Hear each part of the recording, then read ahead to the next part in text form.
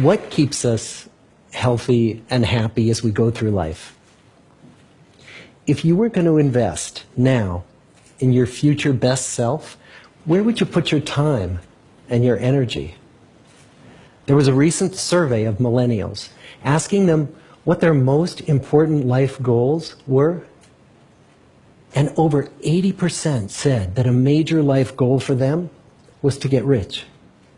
And another 50% of those same young adults said that another major life goal was to become famous. And we're constantly told to lean into work, to push harder and achieve more. We're given the impression that these are the things that we need to go after in order to have a good life. Pictures of entire lives, of the choices that people make and how those choices work out for them, those pictures are almost impossible to get. Most of what we know about human life, we know from asking people to remember the past.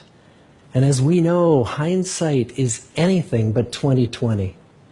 We forget vast amounts of what happens to us in life, and sometimes memory is downright creative. But what if we could watch entire lives as they unfold through time?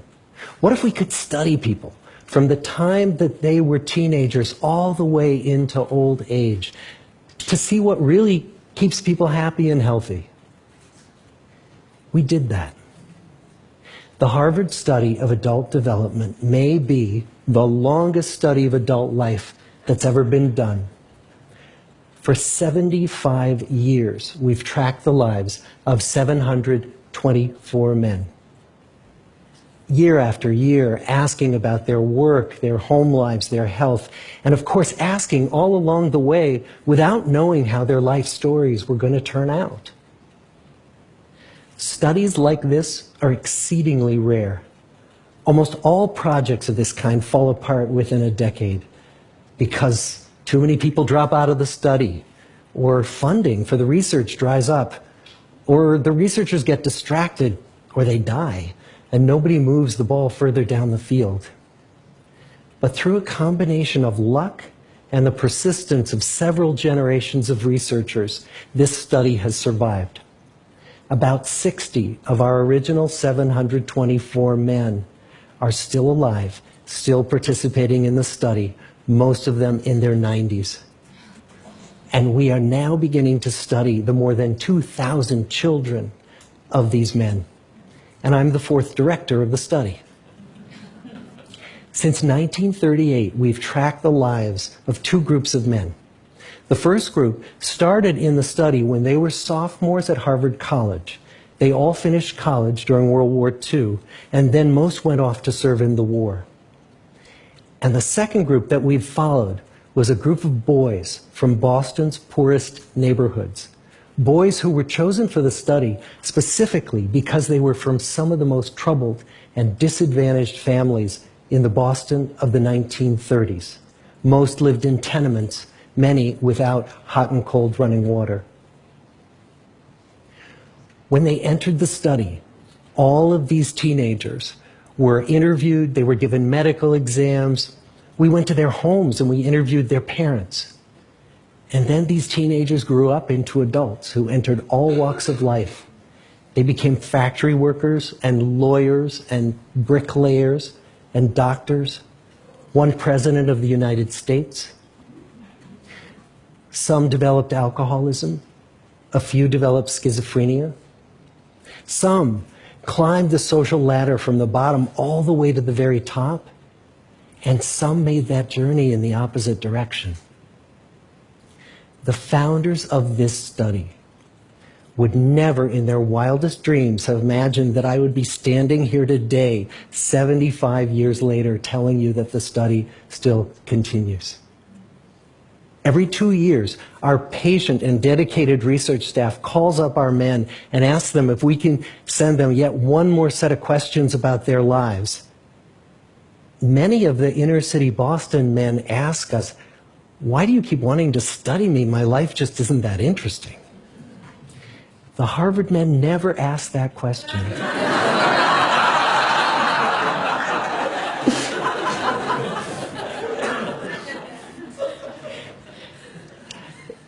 get the clearest picture of these lives, we don't just send them questionnaires. We interview them in their living rooms. We get their medical records from their doctors. We draw their blood. We scan their brains. We talk to their children. We videotape them talking with their wives about their deepest concerns. And when about a decade ago we finally asked the wives if they would join us as members of the study, many of the women said, "You know, it's about time." So what have we learned? What are the lessons that come from the tens of thousands of pages of information that we've generated on these lives? Well, the lessons aren't about wealth or fame or working harder and harder. The clearest message that we get from this 75-year study is this: good relationships keep us happier and healthier, period. We've learned 3 big lessons about relationships. The first is that social connections are really good for us and that loneliness kills. It turns out that people who are more socially connected to family, to friends, to community are happier, they're physically healthier, and they live longer than people who are less well connected. And the experience of loneliness turns out to be toxic. People who are more isolated than they want to be from others find that they are less happy, their health declines earlier in midlife, their brain functioning declines sooner, and they live shorter lives than people who are not lonely. And the sad fact is that at any given time, more than 1 in 5 Americans will report that they're lonely. And we know that you can be lonely in a crowd and you can be lonely in a marriage. So the second big lesson that we learned is that it's not just the number of friends you have, and it's not whether or not you're in a committed relationship, but it's the quality of your close relationships that matters. It turns out that living in the midst of conflict is really bad for our health. High conflict marriages, for example, without much affection, turn out to be very bad for our health, perhaps worse than getting divorced. And living in the midst of good, warm relationships is protective.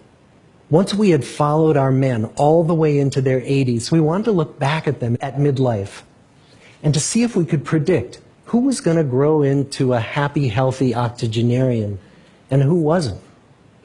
And when we gathered together everything we knew about them at age 50, it wasn't their middle-aged cholesterol levels that predicted how they were going to grow old. It was how satisfied they were in their relationships. The people who were the most satisfied in their relationships at age 50 were the healthiest at age 80. And good, close relationships seem to buffer us from some of the slings and arrows of getting old. Our most happily partnered men and women reported in their 80s that on the days when they had more physical pain, their moods stayed just as happy. But the people who were in unhappy relationships, on the days when they reported more physical pain, it was magnified by more emotional pain. And the third big lesson that we learn about relationships and our health is that good relationships don't just protect our bodies, they protect our brains. It turns out that being in a securely attached relationship to another person in your 80s is protective. That the people who are in relationships where they really feel they can count on the other person in times of need, those people's memories stay sharper longer. And the people in relationships where they feel they really can't count on the other one, those are the people who experience earlier memory decline. And those good relationships, they don't have to be smooth all the time. Some of our octogenarian couples could bicker with each other day in and day out. But as long as they felt that they could really count on the other when the going got tough, those arguments didn't take a toll on their memories. So, this message that good, close relationships are good for our health and well-being, this is wisdom that's as old as the hills. Why is this so hard to get and so easy to ignore? Well, we're human. What we'd really like is a quick fix, something we can get that'll make our lives good and keep them that way. Relationships are messy and they're complicated, and the hard work of tending to family and friends, that's not sexy or glamorous. It's also lifelong. It never ends. The people in our 75-year study who were the happiest in retirement were the people who had actively worked to replace workmates with new playmates. Just like the millennials in that recent survey, many of our men, when they were starting out as young adults, really believed that fame and wealth and high achievement were what they needed to go after to have a good life. But over and over these 75 years, our study has shown that the people who fared the best were the people who leaned into relationships with family, with friends, with community. So what about you? Let's say you're 25, or you're 40, or you're 60. What might leaning into relationships even look like? Well, the possibilities are practically endless.